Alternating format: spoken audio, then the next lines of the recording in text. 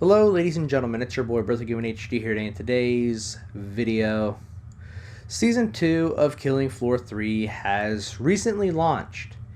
And this season, it feels like a good, decent update. I'm not going to lie, especially with the introduction of Stalkers returning, not to even mention the return of a classic favorite known as DJ Scully, our favorite smart-witted character that always likes to make us laugh and smile. But even the map Prison is a nice addition to the map rotation. It really feels like it is a map that I could probably play for long periods of time, as well as the other maps within the game's rotation. But to me, I feel like Prison itself feels like that Killing Floor feel, has that Killing Floor vibe to it, right next to sewers as well. And it's a nice thing to see that Tripwire Interactive in the studio are actually listening to their community, actually listening to their fan base. And this is only the beginning. This is only the start of a long and perilous journey for Tripwire Interactive. Sure, we have not gotten to Season 3 with the introduction of the Gunslinger perk, as well as Season 4 with the introduction of a brand new boss. But when that time comes, that time will shine in its finest, in its moments. And it's a good thing to see that the studio has actually improved the game a whole lot. Really, even though I really don't pay attention to the patch notes. But it feels like the game feels a little bit more smooth. It feels like the guns are more impactful. They have more of a punch right behind them. And there is like one incident that I do tend to have, especially since I play on the PlayStation 5, not the Pro, just the standard PlayStation 5 that ended up launching all the way back when. There are some times between rounds where it will just randomly, it will stutter, skip, or whatever you want to call it. And it's just a minor inconvenience. Is it something that turns me off and wants me to just walk away from the game entirely? No, no, not at all. But the core fundamentals of what make Killing Floor, so unique, it feels like it's here within Killing Floor 3 now. If we kind of had it during the launch of Killing Floor 3, it would have been a whole lot more of a smoother experience, but better late than never, right?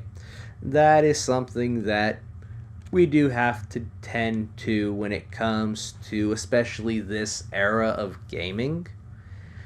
And it's something that me, content creators, as well as fans of the franchise, have to get used to this type of practice, right? It's something that we have to pretty much adapt to and get used to. And that is something that some people, they're willing to wait, they'll be patient for the game and see where the game is, 3-4 months down the road since launch. And we're here in December. It kind of took them a little while to do the first season, and here we are with Season 2.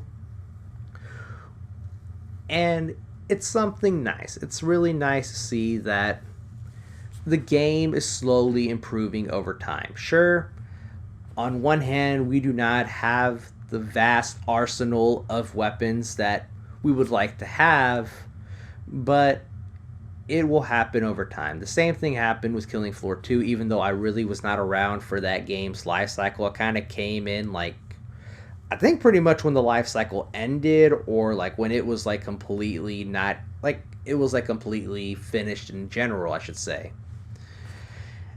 And just playing the game prior to that just kind of made me fall in love with the franchise, and I wanted to see what Killing Floor 3 had to offer, right?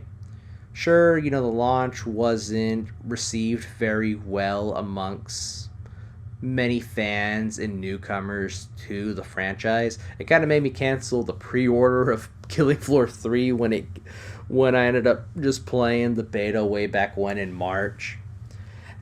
And I know there's kind of a little bit of a rant at this point, but Killing Floor 3, it does have the potential to be a great game. It has what it takes to be something unique. Sure, not every update is going to be perfect. Not every map is going to be as good as Prison or Sewers, in my opinion. But if they can continue to deliver this dark, gritty tone with each map that they release within the following seasons, within the upcoming years, Killing Floor 3 will be a successful game. It will be another game that Tripwire Interactive will dump money into, especially with Embracer Group, supporting them from the shadows. But it's going to be an interesting time to see where Killing Floor 3 ends up, 3 years down the road, 4 years down the road, shit, even 6 years down the road. But overall, Killing Floor 3 is going to be a game for many that are going to be patient, are going to be waiting for this game to improve over time.